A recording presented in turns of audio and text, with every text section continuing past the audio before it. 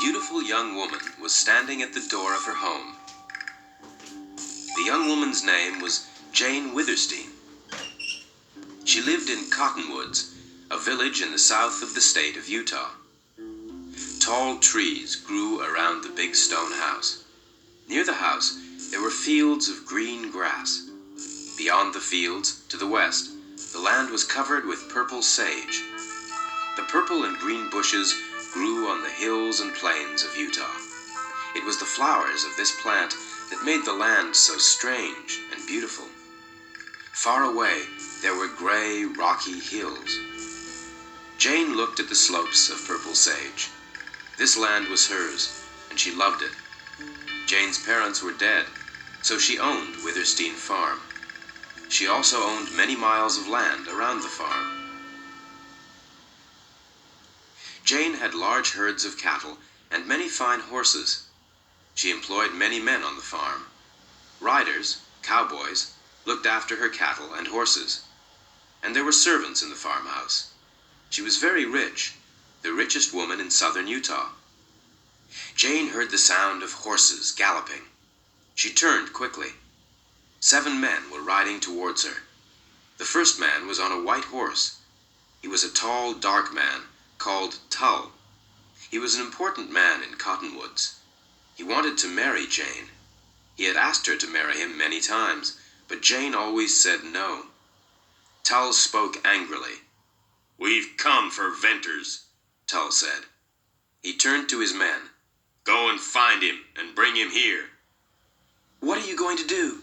Jane cried. "Burn Venters is my friend, and he's my best rider." "We do not want Venters here," Tull replied. "The state of Utah belongs to our people. Strangers are not welcome. You are wrong, Jane Witherstein. Venters cannot be your friend. He must leave Cottonwoods." Tull's men went into the farmhouse and returned with Venters. The young man's arms were tied with rope. Venters was a tall, strong young man. He had fair hair and bright blue eyes. He stared at his enemies. Tull spoke again. "We're going to drive you out of Utah, Venters," he said. "We're going to make you leave. If you won't go now, we'll beat you. Then we'll drive you out." "You're jealous, Tull," Venters said. He smiled. "You're in love with Jane Witherstein. You want her and her land for yourself." Tull's face went red with anger. "We're going to beat you, Venters," he shouted. "Then we'll drive you out of Utah." "No, no," Jane cried. She ran towards Tull. Then one of Tull's men gave a shout. "Wait," the man cried. "Someone's coming. A stranger. Who is he?" The stranger came nearer and stopped his horse. He was a big man, and he was dressed in black leather. A black hat kept the sun from shining in his eyes. On his belt, there were 2 black guns. Tull's men looked at the stranger's black guns. The men were silent. They did not move. The stranger got down from his black horse and walked towards Jane. The big man took off his hat. "Are you Jane Witherstein, ma'am?" he asked Jane politely. The man was from Texas. He did not speak like someone from Utah.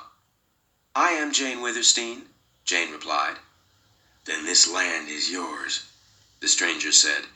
"May I give my horse some water, ma'am?" "Yes, of course," Jane said. But the big stranger did not move. He looked at Tull, and then at Venters.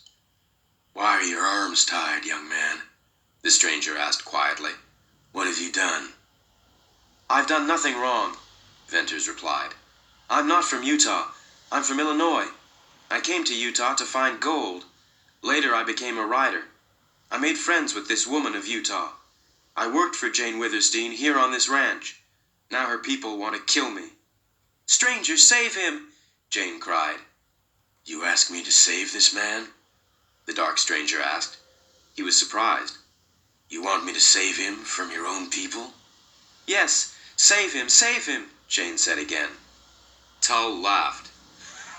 "You are a foolish woman, Jane Witherstein," he said. "Come on, men. Bring Venters onto the sage. We'll beat him there." "Wait," the big stranger said quietly. The young man stays here. Who says so? He's my prisoner, Tull shouted. The young man stays, the stranger said again.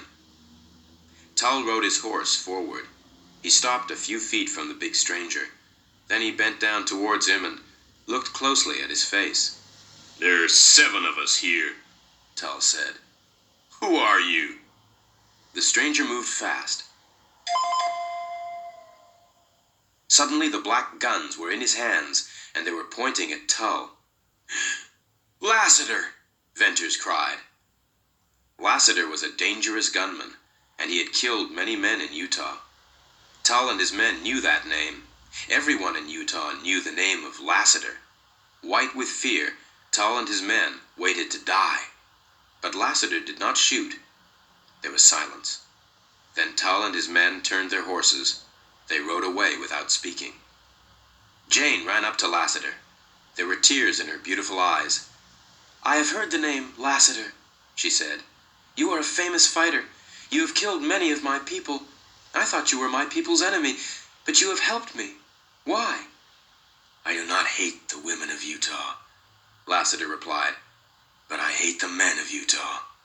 Why? Asked Jane. 12 years ago, a girl was stolen from her husband, Lassiter said. A man from Utah, one of your people, took her. The girl's name was Millie Earn. She lived in Texas. I came to Utah to find Millie Earn, Lassiter went on. For many years I searched for the man who had taken her. At last I had news of Millie. She had died in Cottonwoods. I have come here to see where she is buried.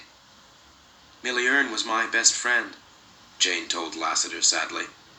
I was with her when she died. Millie's grave is on the sage. I will take you there. Thank you, ma'am, Lassiter said.